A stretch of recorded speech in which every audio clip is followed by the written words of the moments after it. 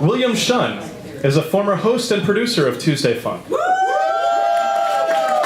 a very popular former host of Tuesday. He lives with his wife Laura Chavone and their Wheaton Terrier Ella in New York City, where he writes science fiction. He is working on a short film called Stand Up, and will be publishing his memoir, tentatively titled The Accidental Terrorist, in 2015. Learn more, including how to properly format your manuscript at shunn.net. That's shunn.net. Please welcome William Shunn.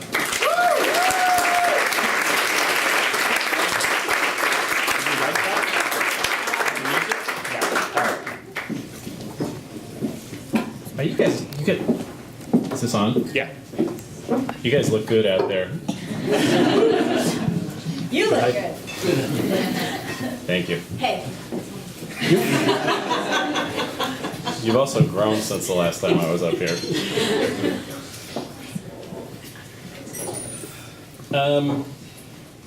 Yeah.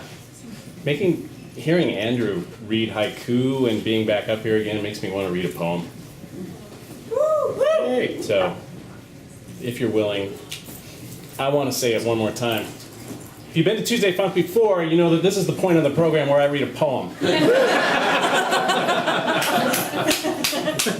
This is called Lament.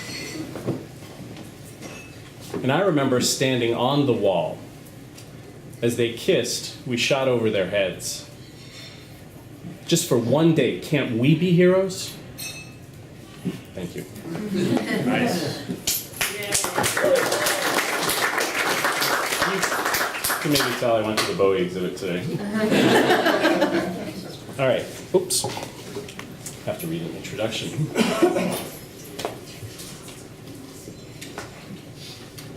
So I'm going to read a section from a story I've been working on for a long time and recently finished, called Our Dependence on Foreign Keys. It's a sort of a cyberpunk screwball comedy. So I've been thinking of calling the genre screwpunk.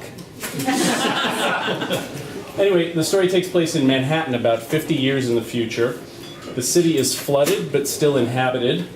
Augmented reality implants are commonplace. And the Earth is essentially run behind the scenes by a shadowy group of artificial intelligences called pets, which run directly on the fabric of space-time.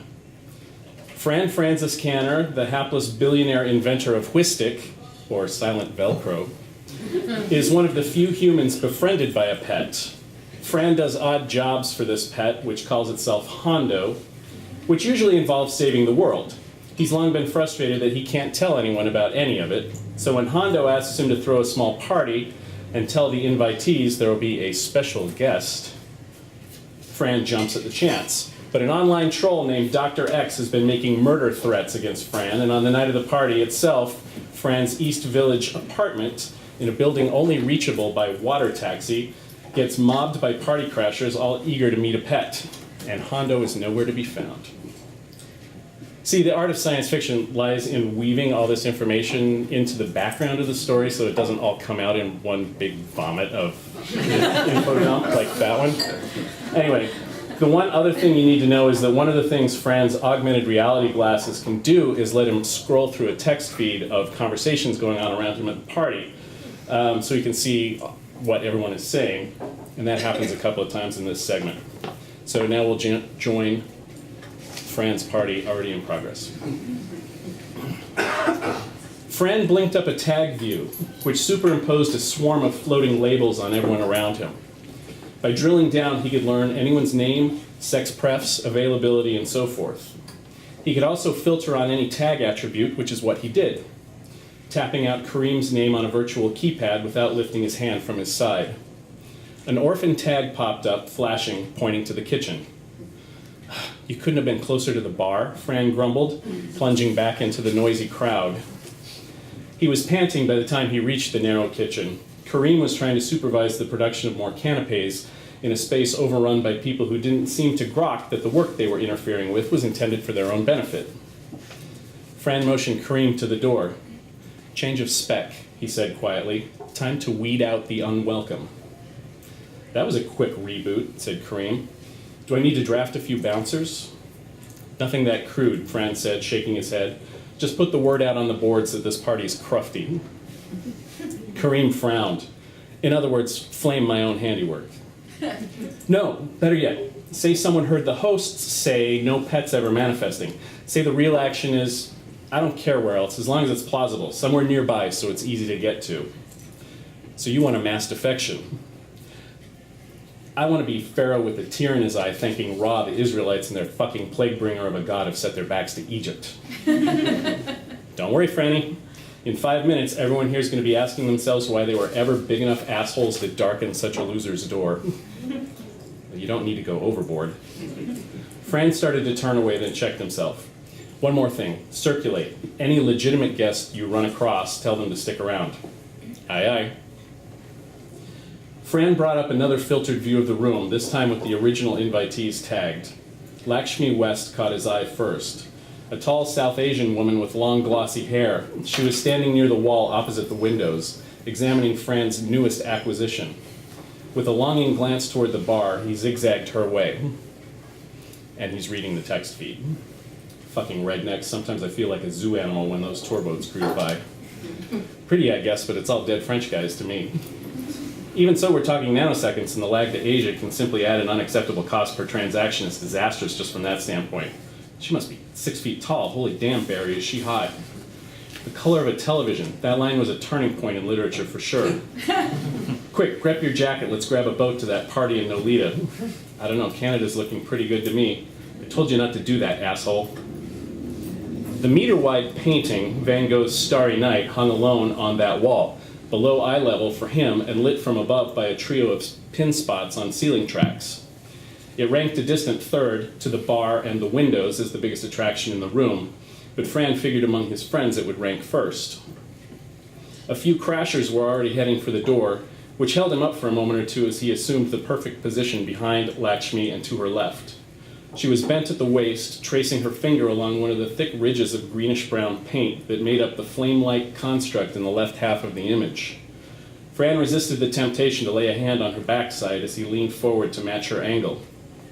Cypress tree, he said, symbolic of mourning and death.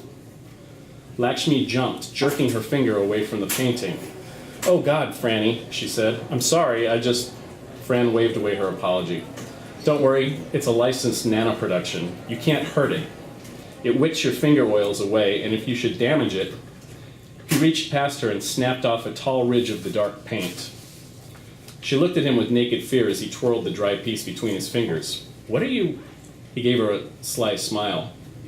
But death was not ominous to Van Gogh, he said, pressing the piece against the painting in more or less the correct location. It was simply a passage to rejoining the stars. The piece stayed in place when he let go, flowing and reshaping itself to its original state. Neat trick, said Lakshmi, her natural sauciness returning.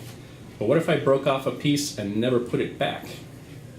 As long as there's goop in the reservoir, Fran said, pointing at the top of the ornate frame, it'll fix itself pretty quickly. You don't say. Lakshmi smoothed her hair behind her ear. Where does it get its data? Surely the perfect baseline state isn't part of the local hardware. Fran took a deep breath. Were they speaking in loaded metaphors? Lakshmi was, as he was privileged to know, genetically male. Not that anyone would know without scraping some skin cells for de-analysis. Close to his physical and ideational ideal, a tall, beautiful, razor-smart post-op transsexual, Lakshmi would have been his perfect fantasy in every respect if only she hailed from Southeast Asia, not the subcontinent. And if they hadn't already tried it and found they were both a little too hungry for control to make things work. Lakshmi seemed to have gotten over it just fine, but Fran hadn't, not entirely. He tried to ignore the subtext and raised an imaginary toast. Very good. The frame has an encrypted hardline to the modern and only downloads the full image specs on initialization. After that, any change in the physical structure of the work triggers a differential update. She crossed her arms, appraising the painting. And I imagine the image degrades if the connection breaks? Scrambles itself, right. It's useless without a connection. No point in stealing it then. You're the expert. It's how I'd have done it. Lakshmi studied the painting for a few moments more while Fran studied her. When she turned to him again, Fran did not miss the amused tilt of her eyebrow. Must have set you back. Oh, I've squandered my resources for lesser returns. At least you've never cut your ear off. He flicked his earlobe. You never know, I've invested in some very promising regenerative tech. Lakshmi laughed. Aren't you just the cherry on top of the sundae, Franny? Far be it from me to criticize the way you spend your hard-earned fortune. She gestured at the crowd. Case in point. Fabulous party, though not what I was expecting from the invitation. Fran shrugged. Turnout was a little more robust than I had planned. Is the original agenda still intact? His smile felt plastic. That remains to be seen. All these years, Franny, how much trouble could you have saved yourself if you had just let me run your security? One of Fran's inviolable personal rules was never to work with lovers, past or present. Probably about as much as I would have incurred. Well, someone's giving it to you tonight. Dr. X? So Lakshmi was making the same connections he was. He blinked up her tag. Hey, you're broadcasting femme natural. That's a terms of service violation. I could throw you out of the party for that. Would it be for the party foul or for guessing too well? She fixed him with a concerned stare. Franny, is Dr. X fucking with your party? He sighed. What's your opinion? My professional opinion? I'd hate to make you compromise your ideals by billing you. You don't offer trial consultations? She rolled her eyes. All right, I'll play. I admit that from his posts, Dr. X sounds like he could be a real threat. I'm obviously the #1 suspect, or at least I should be if you have half a brain. But Dr. X strikes me as a little too unhinged in a hard-to-fake way to have organized this whole, denial of party attack, which you do seem to be absorbing reasonably well. Not that it looks like you were unprepared for the influx. You know me, I like solutions that scale.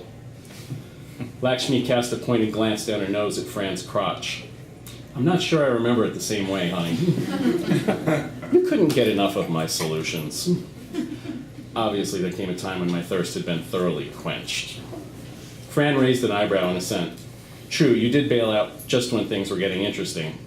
He bent a little closer. But I do hope you don't bail early and miss anything good tonight. So if you hear the parties shipping water and see folks making for the lifeboats, stick around. Lakshmi's eyes lost focus as she read something from the contacts that slightly discolored her irises. Ah, I get it. Sending the rats after better cheese. I hope it works. I've been looking forward to seeing if you had some, shall we say, pet project to show off.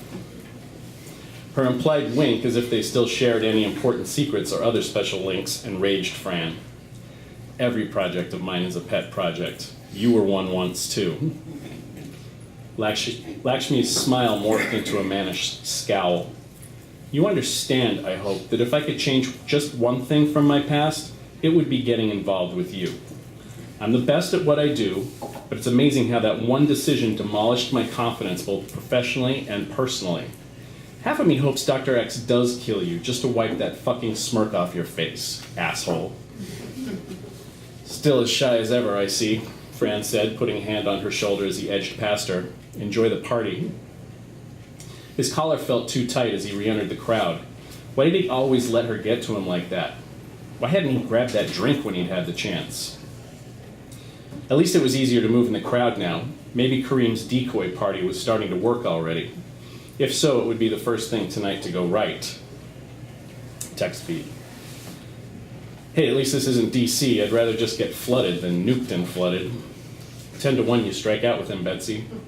If you think we're the center of the world economy anymore, you're just silly. Wistic doesn't mean anything to you? Come on, silent Velcro?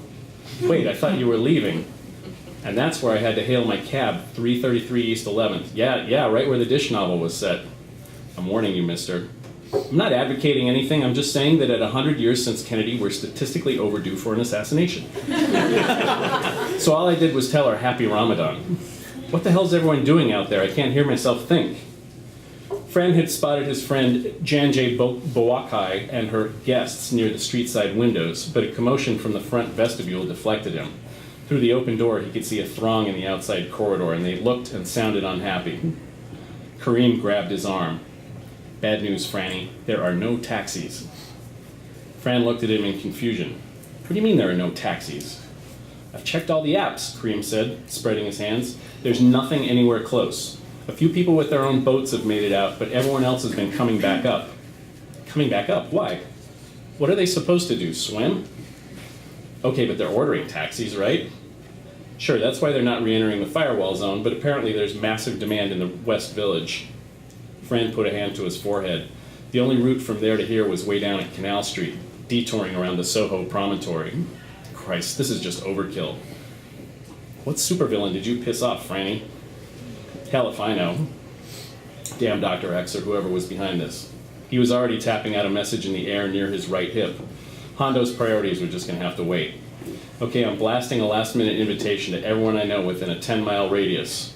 Why not, right? Maybe we can force some taxis our way. What a mess, Kareem said. Fran grinned. I notice you're not still telling me what a great party this is. And I'll stop there. Thank you very much.